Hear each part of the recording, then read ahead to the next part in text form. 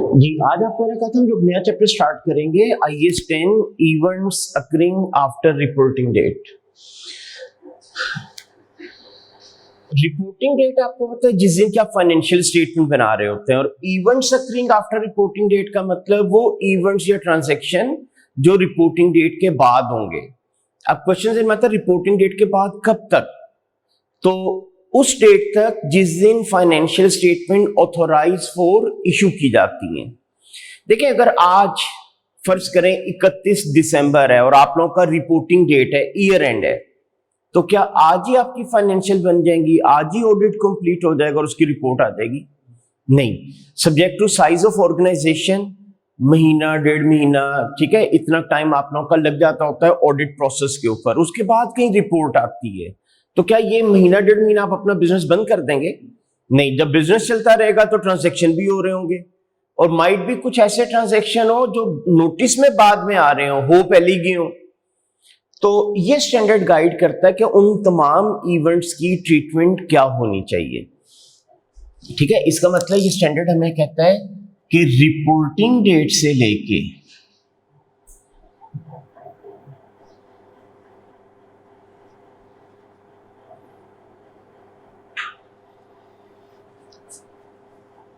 वो date when financial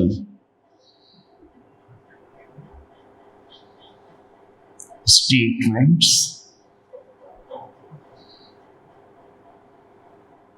are authorized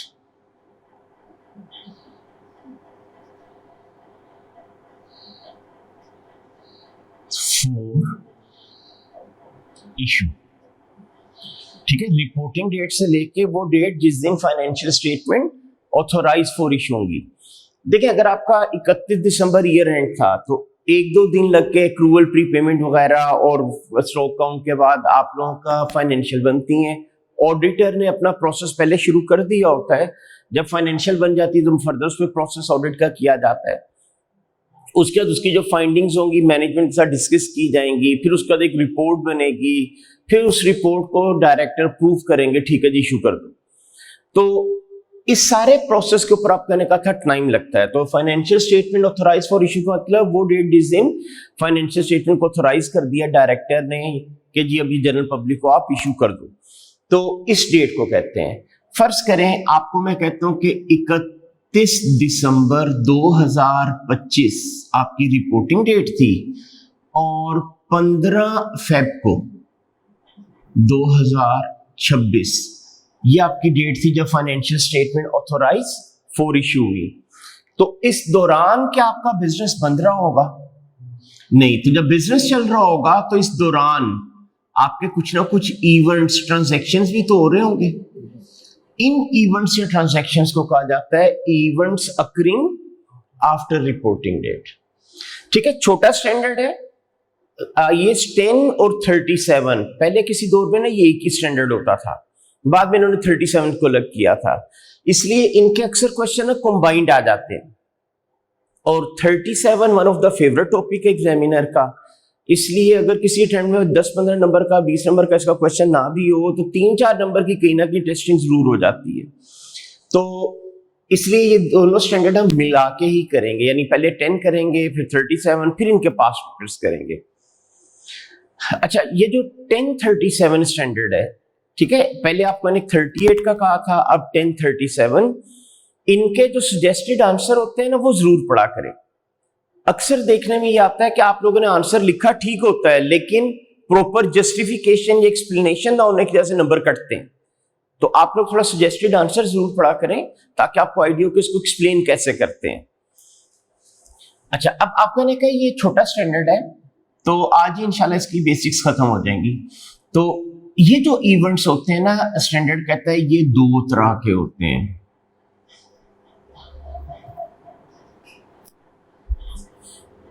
एक कहता है those existed at reporting date,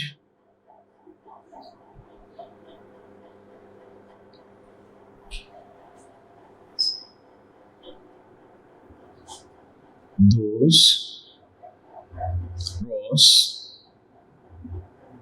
after reporting date.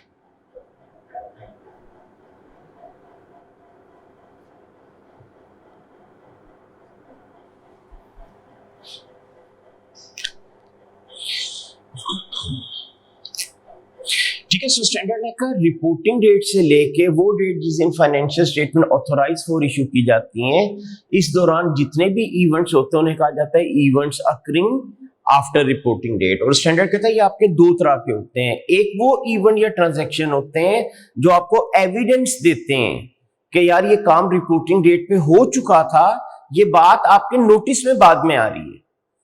तो जब एक काम रिपोर्टिंग डेट पे हो चुका था तो फिर इसके एडजस्टमेंट करने की जरूरत है या इग्नोर कर दें? करना चाहिए।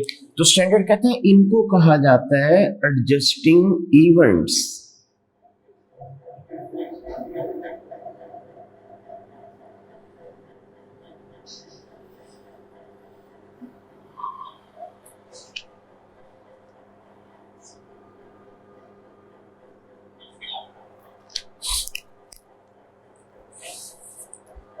सो वो इवेंट्स या ट्रांजैक्शन जो आपको प्रूफ दें कि ये रिपोर्टिंग डेट पे ये काम हो चुका था, आपके नोटिस में ये बात बाद में आ रही, इन्हें हम कहते हैं एडजस्टिंग इवेंट्स।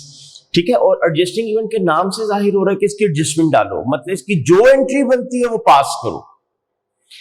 अच्छा, अब क्वेश्चन इनमें आता है कि इसकी एग्जांपल्स, तो स्टैंडर्ड ने इसकी एग्जांपल्स भी कोट किए हैं। इसका क्वेश्चन पेपर में ऐसे ही आता है, ट्रांजैक्शन देके आपको कह जाएगा बताओ क्या करना है। अब एडजस्टिंग होगा तो आप मुझे कहोगे इसकी एडजस्टमेंट डालो, नॉन एडजस्टिंग होगा तो उसके हिसाब से देखेंगे। अब स्टैंडर्ड ने कहा कि रिपोर्टिंग डेट के बाद अगर आपकी इन्वेंट्री बिलो इट्स कॉस्ट बिकती है तो ये एडजस्टिंग इवेंट होता है। ठीक है, हम लोगों ने क्या पढ़ा था, इन्वेंट्री किस कीमत पे मेजर करते हैं? हाँ जी, lower of cost and NRV. ठीक है, अब मैंने रिपोर्टिंग डेट पे कॉस्ट निकाली 10,000, एनआरवी निकाली 12,000 निकली, तो मैंने किस पे लिख दिया स्टॉक? 10,000 पे। लेकिन फर्ज करें 3 दिन के बाद यही चीजें 6,000 की बिकी, यानी कॉस्ट 10,000 थी, बिकी 6,000 में। स्टैंडर्ड कहता है अगर रिपोर्टिंग डेट के बाद आपकी इन्वेंट्री बिलो कॉस्ट बिकती है तो ये आपका एडजस्टिंग इवेंट होता है। ठीक है, अब वो कैसे? वो कहता है इसका मतलब है रिपोर्टिंग डेट पे जो आपने एनआरवी एस्टिमेट की थी वो ओवर स्टेट कर गए हुए थे, ओवर एस्टिमेट कर गए हुए थे, यानी इसका मतलब आपने एनआरवी गलत कंप्यूट कर ली हुई थी। ठीक है, तो ये स्टैंडर्ड ने इसकी एग्जांपल दी कि अगर रिपोर्टिंग डेट के बाद इन्वेंट्री बिलो इट्स कॉस्ट बिकेगी तो ये एडजस्टिंग इवेंट होगा। मतलब आप लोगों को अब इन्वेंट्री 10,000 पे नहीं लिखनी, उसको रिड्यूस करके 6,000 पे लाके लिखना पड़ेगा। नंबर 2, रिपोर्टिंग डेट के बाद अगर आपके बैड डेट हो जाते हैं, यानी कस्टमर रिपोर्टिंग डेट पे as a debtor receivable book था, रिपोर्टिंग डेट का तो बैड डेट हो जाता है, तो स्टैंडर्ड कहता है कि ये भी एडजस्टिंग इवेंट होगा। एडजस्टिंग इवेंट का तो इसकी एंट्री डलेगी बैड डेट्स की। अब इसकी वो जस्टिफिकेशन क्या देता है? इसकी जस्टिफिकेशन वो ये देता है कि अगर रिपोर्टिंग डेट के फौरन बाद बैड डेट हुए हैं तो इसका मतलब रिपोर्टिंग डेट पे भी रियलाइजेशन कलेक्शन के चांसेस नहीं थे। ठीक है, तो वो भी आपका एडजस्टिंग इवेंट हो गया। उसके बाद स्टैंडर्ड ने कहा कि रिपोर्टिंग डेट से पहले आपने कोई एसेट खरीदा लेकिन उसकी प्राइस रिपोर्टिंग डेट के बाद डिसाइड हुई। ठीक है, मतलब फर्ज करें आप मेरे कोई जानने वाले हैं, मैंने अपनी पुरानी गाड़ी सेल करनी, आपने इंटरेस्ट शो किया ये गाड़ी मैंने लेनी, मैंने कहा ले जाओ। आपने कहा कितने की? मैंने कहा कर लेंगे पैसे, ले जाओ गाड़ी। अब गाड़ी आप ले गए, उसको यूज करने का राइट आपको मिल गया या नहीं? मिल गया। इसका इकोनॉमिक बेनिफिट्स का फ्लो आना शुरू हो गया। कॉस्ट पता है आपको इसकी? नहीं, तो विदाउट कॉस्ट तो एंट्री हो नहीं सकती। अब फर्ज करें रिपोर्टिंग डेट के 5 दिन बाद या 10 दिन बाद मैंने आपको कहा यार आप ऐसे कर रहे हैं, इस गाड़ी के 25 लाख दे देना। आपने कहा चलो ठीक है। अब जब आपने कहा ना ठीक है, इसके मतलब आपको इसकी कॉस्ट पता चल गई। अब देखा जाए तो IAS 16 का जो रिकग्निशन क्राइटेरिया वो तो रिपोर्टिंग डेट के बाद डिसाइड हुआ, लेकिन स्टैंडर्ड कहता है चूंकि ये एसेट पहले बिक चुका था तो ये एडजस्टिंग इवेंट है, इसको आप अपनी बुक्स में रिकॉर्ड करोगे, ठीक है। उसके बाद स्टैंडर्ड ने आपको कहा कि रिपोर्टिंग डेट के बाद आपको रियलाइज हुआ कि यार मुझे रिपोर्टिंग डेट पे ना एसेट का इंपेयरमेंट टेस्ट करना चाहिए था, ठीक है। यानी रिपोर्टिंग डेट के बाद आपको रियलाइज हुआ कि यार मुझे अपने एसेट का इंपेयरमेंट का टेस्ट करना चाहिए था। अब आपने रिपोर्टिंग डेट के बाद इंपेयरमेंट टेस्ट किया, वाकई लॉस निकल आया, तो स्टैंडर्ड कहते हैं ये एडजस्टिंग इवेंट होगा। इसका मतलब अगर यही कैलकुलेशन आप रिपोर्टिंग डेट पे करते तो उस दिन भी लॉस निकल आना था, तो इसलिए ये एडजस्टिंग इवेंट है, इसकी भी एडजस्टमेंट डलेगी। और जब मैं वर्ड यूज करता हूं ना एडजस्टमेंट डलेगी, तो इसका मतलब होता है इसकी जो एंट्री बनती है आप लोगों पास करो। अच्छा, उसके बाद स्टैंडर्ड ने कहा कि रिपोर्टिंग डेट के बाद आपको इंडिकेशन मिली कि आपकी रिपोर्टिंग डेट पे जो इन्वेस्टमेंट थी उसकी परमानेंट इंपेयरमेंट हो चुकी थी, उसकी वैल्यू में परमानेंट डिक्लाइन आ चुका था, तो कहता है ये भी एडजस्टिंग इवेंट होगा। तो ये उसने आपको ना इसकी कुछ एग्जांपल्स दी थी। अच्छा, आईकैप ने इन एग्जांपल्स को मॉडिफाई कर करके टेस्ट करता रहा है, ठीक है। अभी इसका जब हम अगला पार्ट पढ़ते हैं फिर उसका मैं उसमें एग्जांपल कोट करूंगा कि आपका एग्जामिनर इनको कैसे टेस्ट करता है। अच्छा, अब वो सेकंड उसने क्या कहा था कि वो इवेंट्स जो एविडेंस देंगे कि यार ये तो हुए रिपोर्टिंग डेट के बाद, जैसे आपको मैं कहूं यार जनवरी 2026 की सेल्स, तो क्या दिसंबर में रिकॉर्ड कर दो? नहीं। आपको मैं कहूं यार जनवरी 2026 की सैलरी, जनवरी 2026 का रेंट, अदर एक्सपेंसेस, तो ये आपको एविडेंस दे रहे हैं ट्रांजैक्शन हुए जरूर हैं, लेकिन कब हुए? After reporting date. तो क्या इसकी एडजस्टमेंट भी उसमें डाल देनी चाहिए? नहीं। तो स्टैंडर्ड इनको नाम देते हैं नॉन एडजस्टिंग इवेंट्स।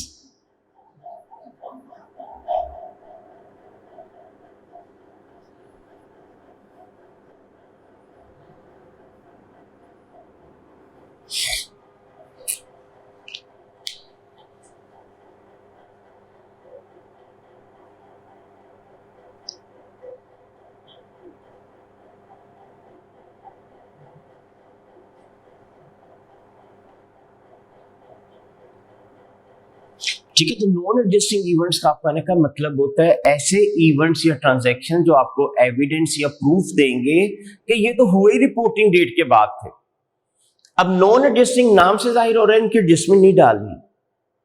अच्छा, अब फर्ज करें एक सिनेरियो में डिस्कस करता हूं, उसके बाद फिर हम इसको आगे फर्दर एक्सप्लेन करते हैं। फर्ज करें मेरी कंपनी का प्रॉफिट निकला हुआ है 25 लाख, एक दूसरी कंपनी है उसका प्रॉफिट निकला हुआ है 30 लाख, चलिए उसको कम कर लेते हैं, 20 लाख कर लेते हैं। मेरी कंपनी का 25 लाख, साथ वाली कंपनी जो है उसका 20 लाख। आप शॉर्ट टर्म इन्वेस्टमेंट करना चाह रहे हो, बाकी हम दोनों कंपनीज के हालात सेम है, किस कंपनी में इन्वेस्टमेंट करेंगे? यानी मेरा प्रॉफिट 25 लाख है, उसका 20 लाख है, तो किस कंपनी में आप इन्वेस्टमेंट करोगे? मेरी वाली में। क्यों? कि इसका प्रॉफिट ज्यादा है, ठीक है। अब मैं आपको ही कहता हूं कि यार दरअसल रिपोर्टिंग डेट पे तो मेरा प्रॉफिट 25 लाख निकला है, नो डाउट, लेकिन रिपोर्टिंग डेट के 2 दिन बाद फर्ज करें आग लगी और मेरी इन्वेंट्री जल गई, और वो इन्वेंट्री अनइंश्योर्ड थी, 15 लाख की इन्वेंट्री थी जो जाया होगी। इसका मतलब उस 15 लाख को आप लोग क्या शो कराएंगे जी? अब वो 15 लाख क्या शो हो जाएगा? एक्सपेंस शो हो जाएगा, ठीक है। उस 15 लाख को हम लोगों ने अपना एक्सपेंस शो कराना है, लेकिन चूंकि नॉन एडजस्टिंग इवेंट है तो क्या आपने उसको अपने एक्सपेंस में लिखा होगा? नहीं, आपने उसको एक्सपेंस में नहीं लिखा होगा। अब क्या आपने गलत किया एक्सपेंस में ना लिख के? नहीं, ठीक किया, वो लॉस हुआ ही बाद में है। अब इसका मतलब अगले साल अगर बाकी तमाम फैक्ट्स एंड फिगर सेम रहे तो मेरा 25 लाख का प्रॉफिट आना था, लेकिन ये जो 15 लाख का लॉस हुआ इसके से मेरा प्रॉफिट कितना हो जाएगा? 10 लाख। साथ वाली जो कंपनी है उसका तो ऐसा नुकसान नहीं हुआ, उसका 20 लाख ही होगा। तो यूजर के, इन्वेस्टर के डिसीजन खराब हो गए, ठीक है। अब मेरा प्रॉफिट आ गया 10 लाख, उसका 20 लाख, शॉर्ट टर्म इन्वेस्टमेंट की थी आपने, तो अब रिजल्ट क्या निकला कि मेरी कंपनी में आपने इन्वेस्टमेंट कर डाली जिसका प्रॉफिट इस साल का कम हो गया, तो स्टैंडर्ड कहता है कि यार है तो ये नॉन एडजस्टिंग इवेंट, एडजस्टमेंट ना करना। लेकिन प्रॉब्लम क्या आ रही है कि यार अगर इसको हमने ना डिस्क्लोज किया तो इन्वेस्टर के डिसीजन खराब हो रहे हैं। और स्टैंडर्ड जितने भी आप पढ़ो ना, अगर इनको अंडरस्टैंड करके पढ़ो तो इनका सोल ऑब्जेक्टिव ये होता है कि ट्रू एंड फेयरनेस का ख्याल रखो। जो यूजर ऑफ फाइनेंशियल स्टेटमेंट है उसको इतनी इंफॉर्मेशन दो कि वो एक प्रूडेंट और रैशनल डिसीजन पास कर सके, आपकी स्टेटमेंट की वजह से वो मिसलीड ना हो, उसके डिसीजन अफेक्ट ना हो जाए। सो स्टैंडर्ड ने कहा ये होते तो नॉन एडजस्टिंग इवेंट है, लेकिन अब अगर मैं कहता हूं नॉन एडजस्टिंग है, मैं नहीं एडजस्टमेंट कर रहा, तब भी तो डिसीजन इफेक्ट हो रहे हैं। तो स्टैंडर्ड ने फिर क्या किया, उसने कहा ये है तो नॉन एडजस्टिंग, लेकिन आप लोग एक चीज चेक किया करो। ठीक है, अब वो क्या चीज चेक किया करो, कहते हैं ये चेक किया करो कि क्या मटीरियल इफेक्ट है, यानी इसकी मटीरियल अमाउंट है या कि इमटीरियल अमाउंट है।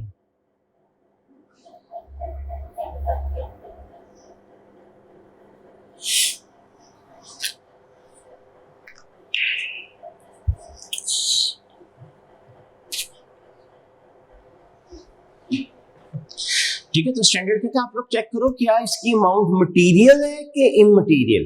अब क्वेश्चन में आता है मटेरियल अमाउंट क्या होती है, तो ये हम लोगों ने FR1 IS 8 में भी पढ़ा था कि कोई भी ऐसी अमाउंट जिसको अगर डिस्क्लोज ना करो और यूजर के डिसीजंस अफेक्ट हो जाए तो वो आपके लिए क्या हो जाती थी, मटेरियल, और जिससे आपके डिसीजन पे फर्क ही कोई ना पड़े वो इमटेरियल हो जाती थी। तो स्टैंडर्ड ने कहा कि चेक करो ये अमाउंट मटेरियल है या इमटेरियल। अब मैं कहता हूं यार मटेरियल है, मतलब इसको अगर मैंने ना डिस्क्लोज किया इन्वेस्टर के डिसीजन अफेक्ट हो जाएंगे, तो फिर क्या करना चाहिए। स्टैंडर्ड कहता है इसको डिस्क्लोज करो।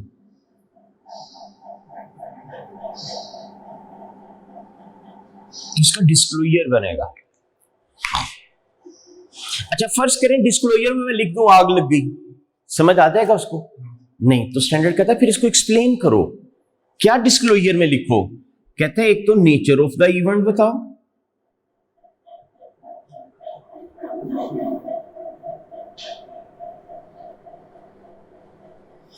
और दूसरा इसका पॉसिबल, चले पॉसिबल का वर्ड ना लिखें, फाइनेंशियल इफेक्ट लिख लें।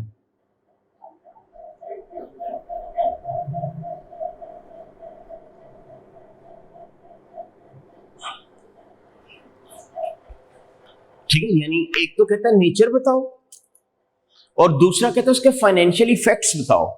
मतलब जैसे मैं लिखूं कि यार रिपोर्टिंग डेट के बाद हमारे वेयर हाउस में आग लगी, 15 लाख की इन्वेंट्री जल गई जो कि अनइंश्योर्ड थी, सो कमिंग ईयर का प्रॉफिट 15 लाख कम एक्सपेक्टेड होगा, ताकि उस बंदे को प्रॉपर समझ आ जाए। अब आपको जब पता चलेगा ना यार 25 कह रहे हैं लेकिन साथ ही कह रहे हैं 15 कम हो जाएगा, तो इसका कमिंग ईयर में तो इसका 10 निकलना है, उसने ऐसा कुछ नहीं कहा, इसका उसका मोस्ट प्रोबेबली 20 ही निकलना है, तो फिर आप उस कंपनी में इन्वेस्टमेंट कर लोगे। ठीक है, तो ये उसने आपको कहा कि अगर मटेरियल अमाउंट है तो डिस्क्लोज कर देना, ताकि जो स्टेक होल्डर्स हैं या यूजर ऑफ फाइनेंशियल स्टेटमेंट है वो मिसलीड ना हो। अच्छा इमटेरियल अगर इफेक्ट है, मतलब नॉमिनल सी फिगर है, तो अगर मैं ना भी लिखूं कि आपने इन्वेस्टमेंट करने से इनकार कर देना, नहीं लिख दूंगा तो भी डिसीजन पे कोई फर्क नहीं पड़ना, ना लिखूं तो भी कोई नहीं पड़ना, तो फिर हम लोग कहते हैं कि नो इफेक्ट, यानी नो ट्रीटमेंट।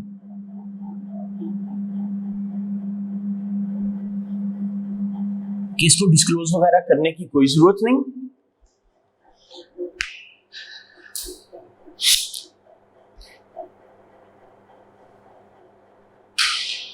अच्छा अब पहले तो ज़हन में आता है यार इसकी एग्जांपल क्या है नॉन एडजस्टिंग इवेंट्स की।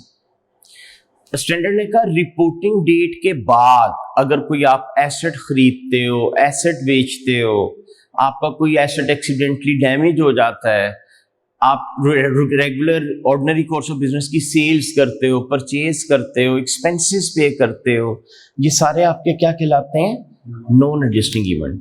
ठीक है, जैसे आपका ने कहा रिपोर्टिंग डेट है 31 दिसंबर 25, आपको मैं कहता हूँ जनवरी में मैंने चीजें खरीदी, जनवरी में मैंने एक्सपेंसेस किए, जनवरी में मैंने सेल्स की, जनवरी में कोई नॉन करंट एसेट खरीदा, तो ये सारे आपके क्या कहलाएंगे, नॉन एडजस्टिंग इवेंट्स। अच्छा, अब आपको मैंने कहा था आईकैप ने क्या किया, ये जो एडजस्टिंग इवेंट की एग्जांपल है ना, इनको मॉडिफाई करके टेस्ट किया। जैसे आपको मैंने इधर कहा था रिपोर्टिंग डेट के बाद इन्वेंट्री अगर बिलो इट्स कॉस्ट बिके तो ये आपका कौन सा इवेंट होगा, एडजस्टिंग इवेंट होगा। आईकैप ने इसको मॉडिफाई किया, किस तरह, उसने कहा यार रिपोर्टिंग डेट पे आप लोगों की जो इन्वेंट्री थी आपने उसको कॉस्ट पे लिखा हुआ है, रिपोर्टिंग डेट के बाद एक्सीडेंटली वो चीजें डैमेज हुई और आपने नुकसान पे बेच दी।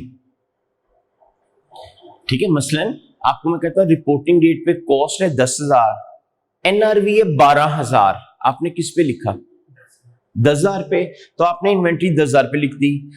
रिपोर्टिंग डेट के बाद मसलन फर्स्ट करें जनवरी के दौरान एक्सीडेंटली वो चीजें डैमेज हो गई, अब आपने वो सारी चीजें 5,000 में बेच दी, तो रिपोर्टिंग डेट के बाद बिकी तो बिलो कॉस्ट, तो क्या ये एडजस्टिंग इवेंट होगा, नॉन एडजस्टिंग?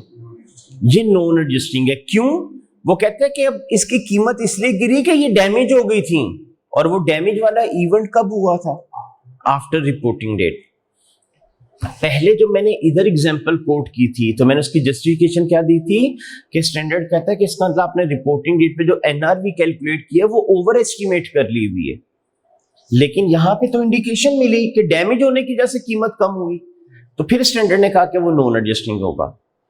इसी तरह इधर मैंने आपको कहा था रिपोर्टिंग डेट के बाद अगर आपके डेटर बैड हो जाएं तो एडजस्टिंग इवेंट होता है, और स्टैंडर्ड ने क्या कहा था, इसलिए कि अगर रिपोर्टिंग डेट में उनकी रियलाइजेशन कंफर्म नहीं थी, चांसेस नहीं थे, तभी तो बाद में बैड डेट हुआ। अच्छा, इधर स्टैंडर्ड ने आईकैप ने क्या किया, मॉडिफाई किया, कहता है रिपोर्टिंग डेट के बाद मेरे कस्टमर के वेयरहाउस में आग लगी और इसका इतना नुकसान हुआ कि वो इंसॉल्वेंट ही हो गया। ठीक है, अब ये भी बैड डेट हुए रिपोर्टिंग डेट के बाद, लेकिन ये कौन से कहलाएंगे, नॉन एडजस्टिंग। रीजन क्या होगी, हाँ, यानी उसके एक्सीडेंट की वजह से रियलाइजेशन ऑफ डेट अफेक्ट हुई है, और एक्सीडेंट हुआ आफ्टर रिपोर्टिंग डेट। इसका रिपोर्टिंग डेट को से पैसे मिल जाने थे अगर एक्सीडेंट ना होता उसका, तो इस वजह से स्टैंडर्ड ने कहा यानी नॉन एडजस्टिंग में आ जाएगा।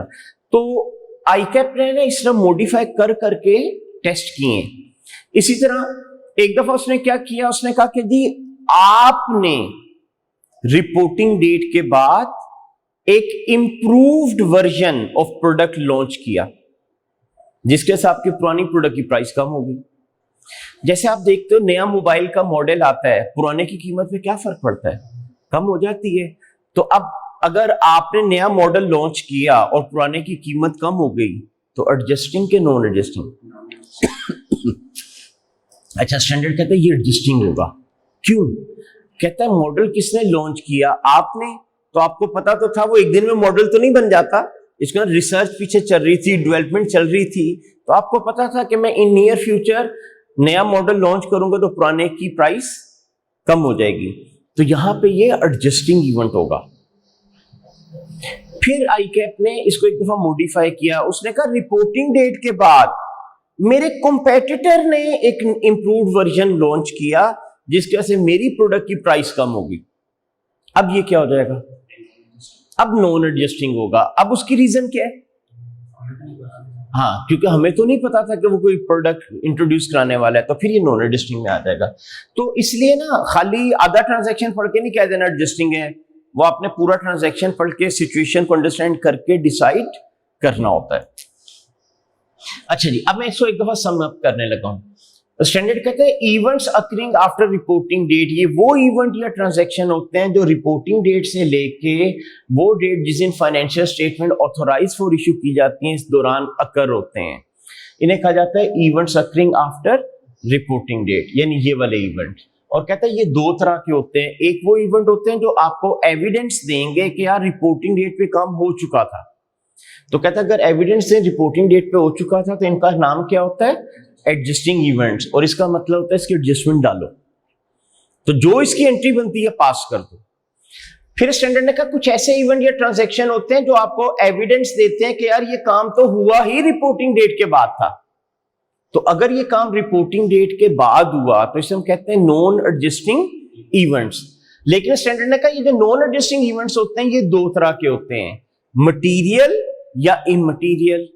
अगर इनकी अमाउंट मटीरियल है और आपने इसको डिस्क्लोज ना किया तो फिर इन्वेस्टर के डिसीजन इफेक्ट हो जाने हैं। तो स्टैंडर्ड ने कहा कि फिर आप लोग क्या किया करो, इसका डिस्क्लोजर दिया करो। अब क्या चीज डिस्क्लोज करोगे आप? कहता है nature of the event disclose करोगे और फिर इसका फाइनेंशियल इफेक्ट बताओगे। लेकिन अगर आपको एविडेंस मिलता है कि यार ये इवेंट तो हुआ ही रिपोर्टिंग डेट के बाद था, तो फिर इसे हम नॉन एडजस्टिंग इवेंट का नाम देंगे अगर ये इमटीरियल हो। ठीक है, यानी इसको कोई डिस्क्लोजर वगैरह देने की जरूरत नहीं होती। यहां तक समझ आ गया? अच्छा, अभी स्टैंडर्ड से हटके पहले मैं एक दो चीजें डिस्कस करने लगा हूं, फिर दोबारा स्टैंडर्ड पे आते हैं। अच्छा, आप लोगों ने ना अर्ली स्टडी में एक दो टर्म्स पढ़ी होती हैं, जैसे एक हम वर्ड यूज करते हैं हिस्टोरिकल कॉस्ट।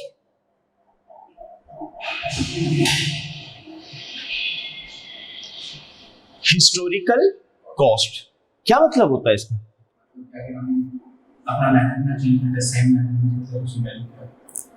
हाँ जी, चलें। यानी इसमें आसान लफ्जों में हिस्टोरिकल कॉस्ट का मतलब होता है तमाम एसेट और लायबिलिटी अपनी ओरिजिनल कीमत के हिसाब से कैरी किए जाए, तो उसे हम कहते हैं हिस्टोरिकल कॉस्ट। एक चीज होती है जिसे आप कहते हैं गोइंग कंसर्न।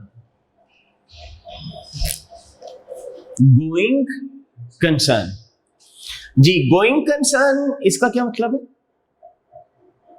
गोइंग कहते हैं ना चलता रहना, concern mean organisation. Going concern का मतलब आपका बिजनेस फोर्सिनेबल फ्यूचर तक चलता रहेगा, ना बंद करने की इंटेंशन है, ना हालात ऐसे हैं कि बंद हो जाएगा। इसे कहते हैं गोइंग कंसर्न। ठीक है, तो जब भी हम कंपनीज की फाइनेंशियल स्टेटमेंट बनाते हैं ना, तो हमें चेक करना पड़ता है गोइंग कंसर्न का अजम्पशन फुलफिल हो रहा है कि नहीं हो रहा। ठीक है, तो हमें क्या करना पड़ता है, गोइंग कंसर्न अजम्पशन चेक करना पड़ता है। अब दो पॉसिबिलिटी है, या ये फुलफिल हो रहा होता है या फिर नॉट फुलफिल्ड।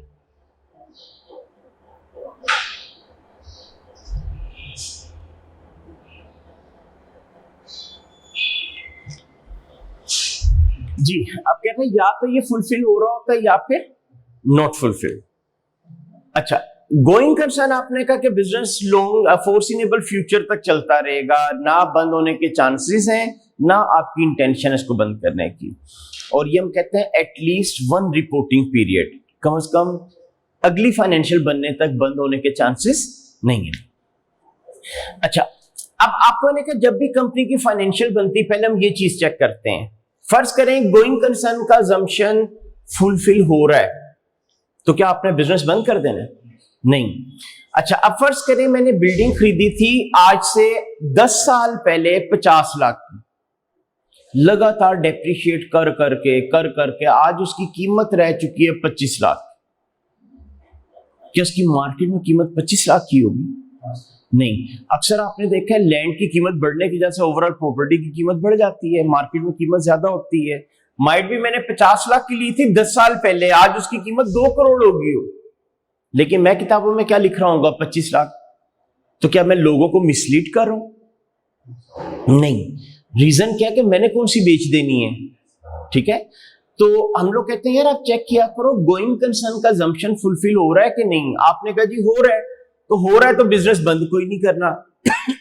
बंद नहीं करना तो आपने बिल्डिंग नहीं बेचनी। तो जब नहीं बेचनी तो अगर इसकी मैं कीमत कम भी बता दूं कोई फर्क नहीं पड़ता। तो हम लोग कहते हैं यार अगर अजम्पशन फुलफिल हो रहा हो तो फिर आप लोग क्या किया करो, accounts are to be prepared using historical cost convention। ठीक है, accounts are prepared using historical cost convention.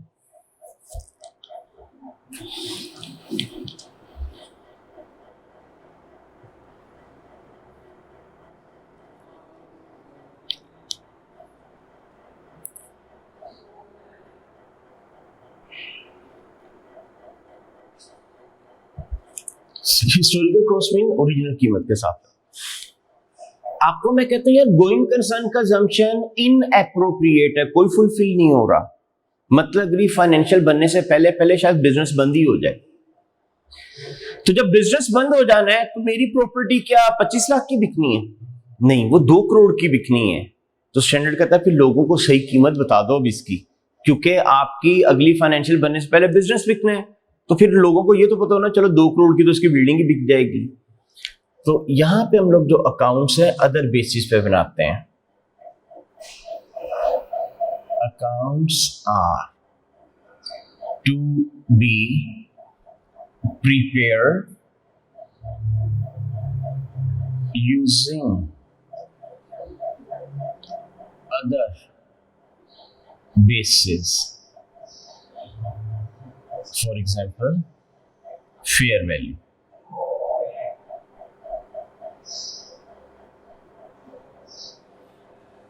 ठीक है, यानी आप अंडरस्टैंडिंग के लिए मैंने लिख दिया जो उसकी फेयर वैल्यू, जो मार्केट वैल्यू है उसके ऊपर आप उसको शो कर दो। तो ये बेसिक कॉन्सेप्ट है हमारा, इसका IS10 से डायरेक्ट कोई ताल्लुक नहीं था।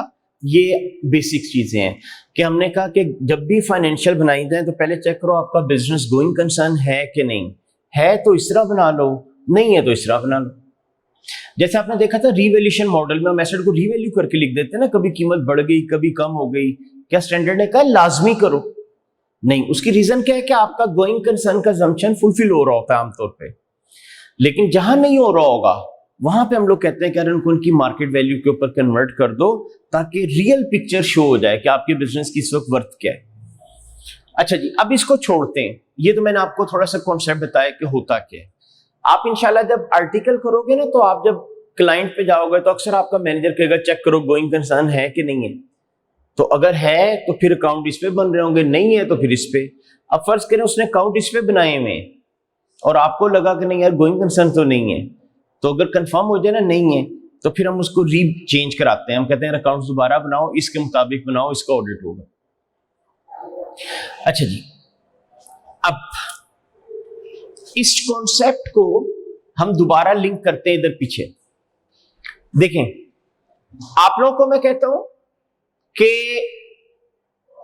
रिपोर्टिंग डेट पे यानी 31 दिसंबर 2025 को आप लोगों ने चेक किया गोइंग कंसर्न का अजम्पशन फुलफिल हो रहा है कि नहीं हो रहा। अजम्पशन फुलफिल हो रहा था, आपने अकाउंट किस पे बना दिए? हिस्टोरिकल कॉस्ट पे। आपने हिस्टोरिकल पे बना दिए। फर्ज करें 1 फरवरी को एक ऐसा इवेंट हुआ जिसके बाद गोइंग कंसर्न का अजम्पशन इनएप्रोप्रिएट हो गया कि अब आपको लगता है बिजनेस नहीं चल रहा। तो अगर मैं इस रूल को फॉलो करूं तो ये एडजस्टिंग इवेंट है कि नॉन एडजस्टिंग? नॉन एडजस्टिंग है, तो इस हिसाब से तो फिर आपको एडजस्टमेंट करने की जरूरत नहीं है। लेकिन स्टैंडर्ड ने आपको क्या कहा, कहता है कि अगर आप लोगों का गोइंग कंसर्न का मसला बना तो बेशक ये रिपोर्टिंग डेट के बाद ही क्यों ना बने, ये आप लोगों का एडजस्टिंग इवेंट होगा। ठीक है, यानी उसने आपको कहा कि अगर रिपोर्टिंग डेट पे गोइंग कंसर्न का assumption फुलफिल हो रहा था, बट रिपोर्टिंग डेट के बाद आप लोगों का एक ऐसा इवेंट हुआ जिसका आपको लगा यार ये assumption अब इनएप्रोप्रिएट हो गया है, तो स्टैंडर्ड ने कहा गोइंग कंसर्न का जो मसला है it will always be adjusting event. ठीक है, तो आप लोग इसकी एडजस्टमेंट करेंगे। आप ये नहीं कहेंगे यार 31 को तो गोइंग कंसर्न था, हम इसके तमाम बेसिस वगैरह चेंज करके नए के मुताबिक फाइनेंशियल बनाएंगे।